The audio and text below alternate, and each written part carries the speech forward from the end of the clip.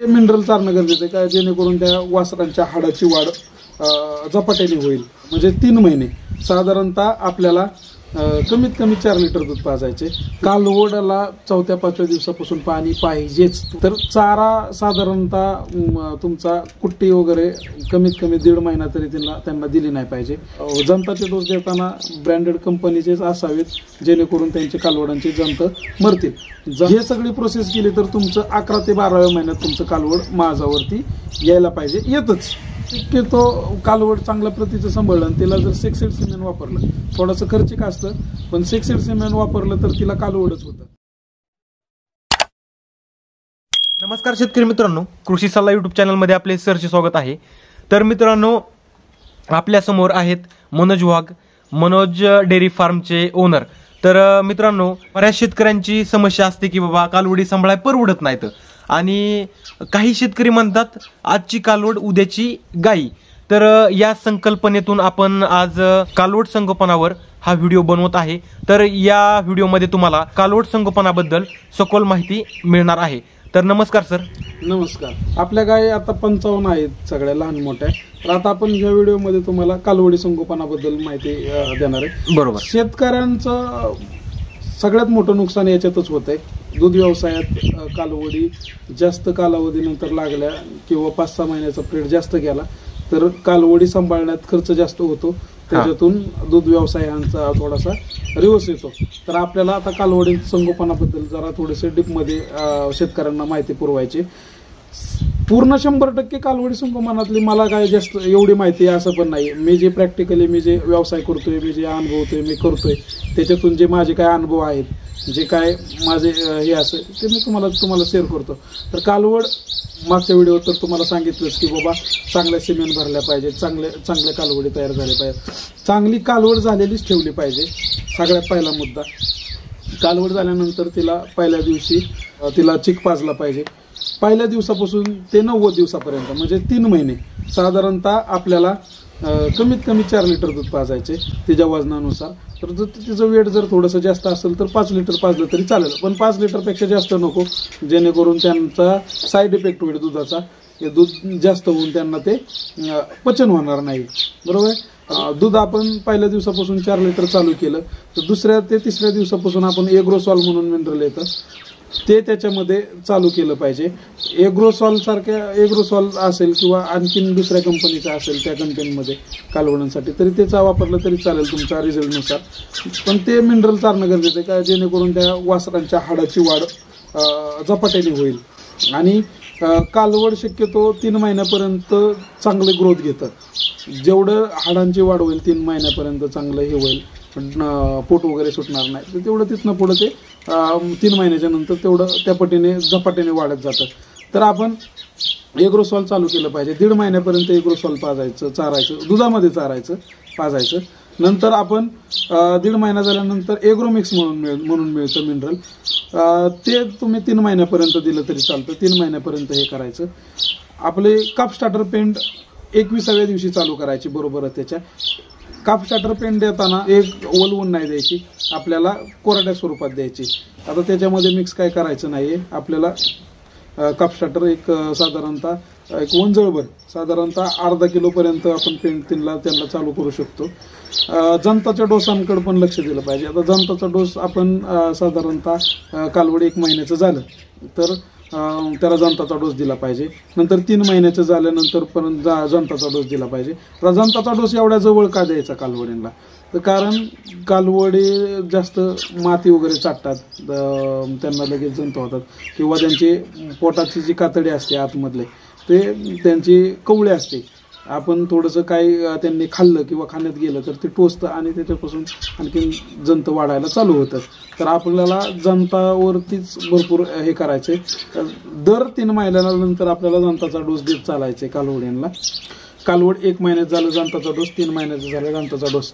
आता कालवड काही शेतकरी काय करतात, काही शेतकऱ्यांचा असा पण प्रश्न आहे की कालवड समजा सांभाळताना आपण तिला पाणी पाजायचं किंवा नाही पाजायचं. बरेच शेतकरी 2-2 महिने त्या कालवडांना पाणी पाजत नाही. काहींचं म्हणणं असं आहे की ते लाल लघवी करतात, जास्त पाणी पितात. काहींचं म्हणणं असं आहे की ते डबरे होतात पाणी पिल्यानंतर. नक्की 100% खरं आहे शेतकऱ्यांचं की जास्त पाणी पिल्यानंतर त्याचा साईड इफेक्ट होतो वासरांना. ते पोट सुटतं किंवा लाल लघवी करतात, त्याने वासराची वाढ थांबते. वासराला पाणी न पाजणे म्हणजे हा कन्सेप्ट 100% चुकीचाच आहे.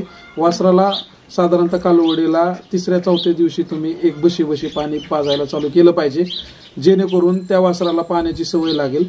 आपण काही शेतकरी काय करतात, 1.5 महिना 2 महिने पाणीच पाजत नाही, एकदम त्याच्या पुढे बादली मांडली तर ते पाण्याला एकदम हापपलेलं असतं, ते एकदम पाणी पितं, तिथनं पुढं परत ते लाल लघवी करायला चालू करतं.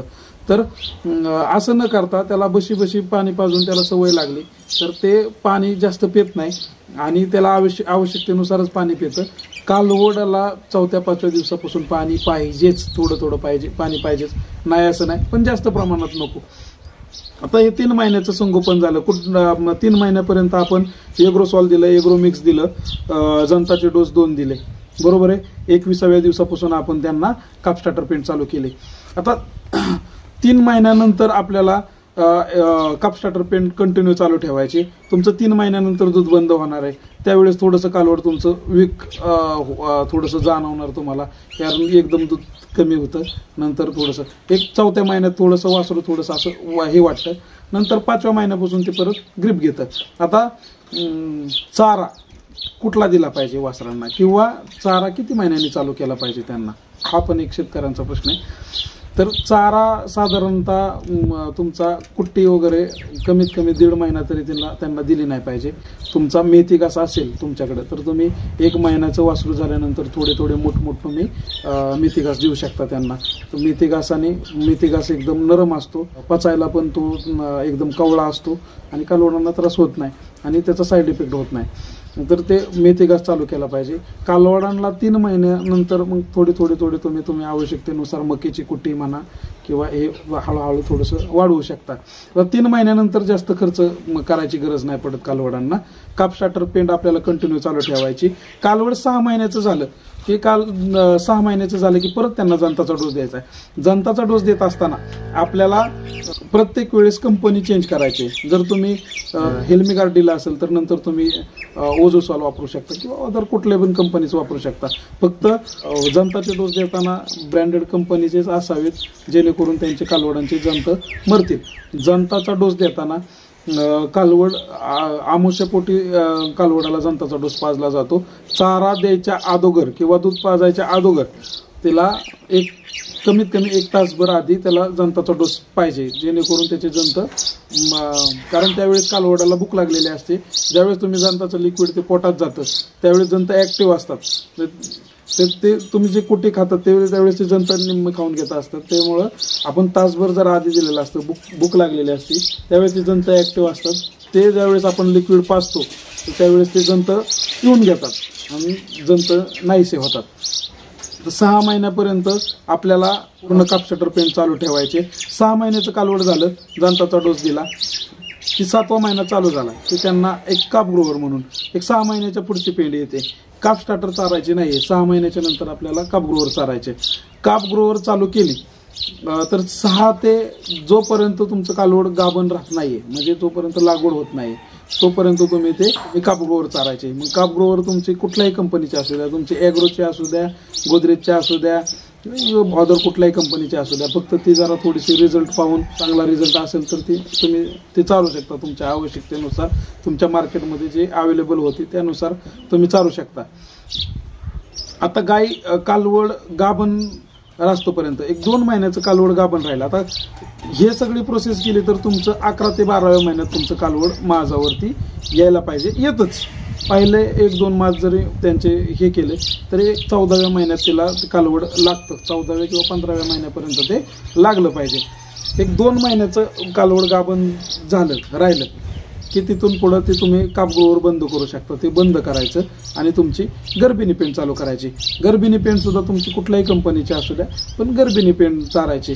तिथून पुढं तुम्ही कालवडांना त्याच्याबरोबर शेंगदाणा पेंड 6 महिन्याच्या नंतर सुद्धा तुम्ही काप ग्रोवर बरोबर सुद्धा तुम्ही शेंगदाणा पेंड तुम्ही चारू शकता. वंजळ म्हणजे अर्धा किलो तुम्ही शेंगदाणा पेंड चारू शकता. काही शेतकऱ्यांचं म्हणणं असं आहे की बाबा भरपूर पेंड चारल्यावर भरपूर कालवड लगेच मोठं होतं किंवा काय. हा कन्सेप्ट पूर्ण चुकीचा आहे. आपल्याला साधारणतः फक्त 1 किलो पेंड 6 महिन्याच्या नंतर आणि अर्धा किलो शेंगदाणा पेंड जरी दिले तरी कालवड एकदम चांगल्या पद्धतीने कालवड तयार होतात. आता कालवड लावताना त्याला कन्सिव्ह करताना साधारणतः काही लोकांचं म्हणणं असं आहे की बाबा व्यायला त्रास होतो, त्याचा वळू झाला तर खूप मोठा होतो. तर आपण शक्यतो कालवड चांगल्या प्रतीचं सांभाळलं आणि तिला जर सेक्सेड सिमेंट वापरलं, थोडंसं खर्चिक असतं पण सेक्सेड सिमेंट वापरलं तर तिला कालवडच होतं. एक तर कालवड झाल्याचा फायदा आणि दुसरी गोष्ट गायला वेताना कालवडीची वाढ वळूच्या तुलनेत कमी होते. तर कालवडीची वाढ कमी झाल्यामुळे त्यांना वेताना थोडासा त्रास कमी होतो आणि ते वेताला त्रास होत नाही. तर शक्यतो शेतकऱ्यांनी याचं सिमेंट भरणं गरजेचं आहे, सेक्सेड सिमेंट भरणं गरजेचं आहे. आणि नसेल तरी तुम्ही इम्पॉर्टंट ऑर्डर भरू शकता, पण जास्त साध्यातलं सिमेंट भरू नका जेणेकरून वासरं मोठी होतील आणि कालवडीला त्रास होईल असं व्हायला नको. कालवड लावायच्या टायमिंगला 350 किलोपर्यंत त्याचं वेट असावं आणि ह्या ट्रीटमेंटनुसार जर तुम्ही गेलेच तर साधारणतः 350 किलोपर्यंत त्याचं वजन होतं. आता कालवड वेण्यापर्यंत तर आपण हे सगळं तुम्हाला सांगितलं. जरी काही अडचणी आल्या किंवा कालवडी संगोपनात काही प्रॉब्लेम असतील तर याच्यावरती माझा नंबर दिलेला आहे, तुम्ही फोन करून तुम्ही प्रश्न विचारू शकता, मी तुम्हाला त्याची उत्तरं देईन. धन्यवाद.